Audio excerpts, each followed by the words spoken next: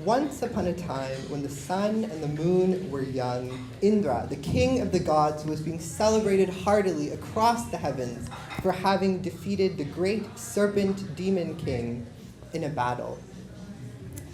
The serpent demon king had drunk all of the oceans and the rivers of the earth, and the people were starving and in famine and in drought. It was a fearsome battle, and nearly all was lost.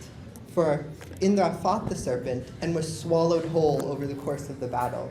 The gods, in fact, had to make a truce with the serpent because none of them could defeat him, and Indra was swallowed within his stomach. So they made a truce on Indra's behalf that Indra would accept whatever terms the serpent set when he was released from the serpent's stomach. And while the serpent set very difficult terms, that Indra would attack him with no weapon, wet or dry, neither in the sun, nor the moon, nor the rains. And as the rain god, this made it very difficult for Indra. So when he was released, he simply could not attack the serpent, and the previous gods forbade him from doing so. Well, Indra felt deep, deep shame, for the people of the earth continued suffering and pleading to him as the rain god to provide them rain. Well, in time, Indra eventually prevailed. He found one moment at the end of an angry, angry rainstorm where he strung a bow of pure lightning across a rainbow and fired it at the demon. And in one stroke, the demon was killed, for the bolt of lightning was a weapon neither wet nor dry, neither in sun, moon, or rain. And Indra was celebrated beyond measure. He was thrown lavish feasts and banquets across the heavens. He was celebrated as the god of lightning, the god of rainbows, and the most powerful being in all three of the realms.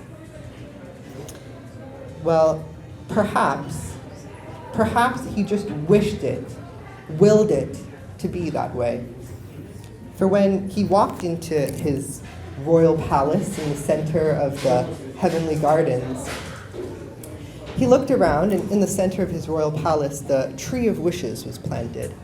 And staring up at the branches of the tree of wishes, he thought, this palace just really isn't big enough for me. I am the most powerful being in all the three realms. I must have a bigger palace. And he ordered the god of architects and his staff to create a palace that truly befit the ruler of all the three realms. And they worked and worked and worked, and Indra attended many days of celebrations. And when he returned to his palace, it was thrice as large and thrice as lavish. And interestingly, as the architects built the palace, the tree of wishes itself began to grow. And it grew and it grew and it grew until the branches were just sticking out of the top of the palace courtyard. And Indra walked into the courtyard, and he stared up at the branches of the tree of wishes. And he declared, while he understood the god of architects' vision and admired the attempt, it truly was not big enough to encapsulate his splendor as the ruler of the three worlds. So he sent the royal architects back in order. It needs to be bigger. It needs to be better. And he began attending more parties and banquets and celebrations, and the royal architects toiled and toiled and toiled, and they created a beautiful palace that Indra returned to, that was in fact 30 times the size of the previous. Well, Indra walked into his palace courtyard, and he stared up at the branches of the tree of wishes, and he said, this is too small.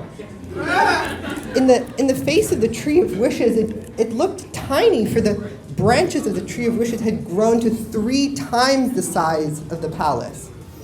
And he said, no. What you need to do is make it bigger. Make it befitting of the ruler of all the three realms. And while you're at it, please knock down the east wing and replace it with a giant ballroom.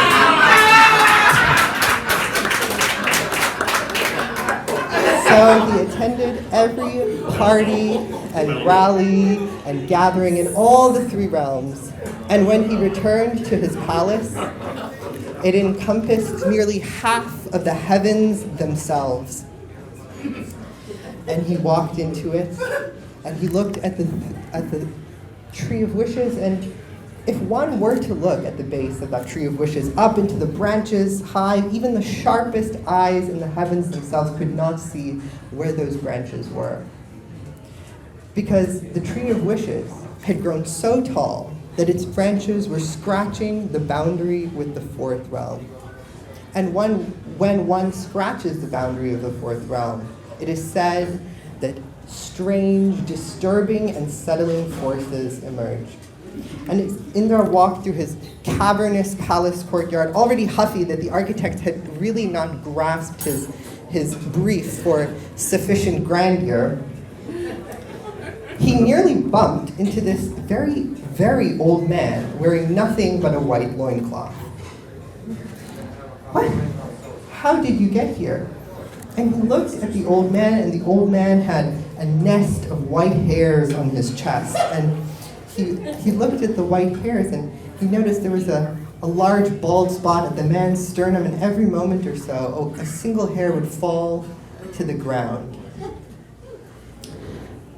And he tried to raise his gaze to meet the man's eyes, but he found it very, very difficult to do so. And he looked around for some explanation of why this old man had been in here, when in the corner of the palace courtyard there was a small child.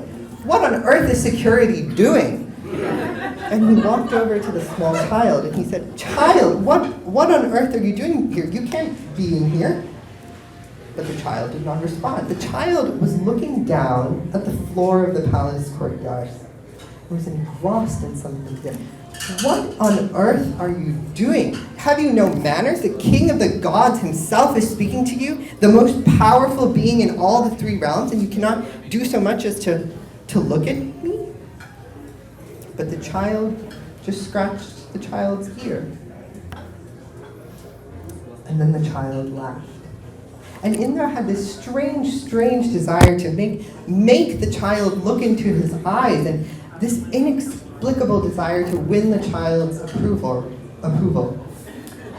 And the child laughed, and it was a beautiful and a terrible noise. And the child said, King of the gods, each one of these ants that walks past me on the ground was once a king of the gods and spent 1,000 lifetimes going from an insignificant creature to king of the gods, and in 1,000 lifetimes they became ants once more. And it will happen to you too. And Indra was filled with fresh rage at each word this child said, but was also realized that at some elemental level that each word, each sound that came out of this child's mouth could not be false. And that realization knocked him over, and he fell flat on the palace courtyard. And the child said, "Each time one of those hairs falls from the old man's chest, one of these Indras dies." And Indra rolled over on the floor of the palace courtyard, and he was at the old man's feet, and he saw each white hair accumulating on the ground, and he wailed in sadness, deep, deep sadness. And the old man looked down at him and said, "Why do you wail so, Indra?" And it was interesting, the old man's voice and the child's voice had nothing in common, but they seemed exactly the same to Indra. And it all just began tumbling out of him. It was like he couldn't stop it. It was almost like he had been waiting to say it for an age. And instead of describing what the child had just said to him as the cause of his concern, he started the story with his battle with the snake, and how he had been humiliated and swallowed and was hopeless and was causing all this suffering to the people of the earth, and how he could do nothing. But the old man said, "But is it not true that you won, my child?" But that made it just all the more worse, because everyone celebrated him as the god of lightning and the god of rainbows and the most powerful being in the three realms. But maybe it wasn't true. Because what if it was just a fluke, just a loophole in some awful promise? Well, the old man said, "Isn't it true that if you spend all of your time worrying about the size of your palace and the indignity of fighting that battle, that you will lose out on knowing all of the beautiful things that you will have done for all the creatures you will become over the next 1,000 lifetimes towards being an ant. And Indra, at the old man's feet, looked at the child, and somehow he knew that nothing one of these beings say could have been false. And he looked into the child's eyes, and he finally saw that the child was looking at each ant, each Indra, with love. And he got up and he faced the old man's eyes, and he saw the old man's eyes were the same.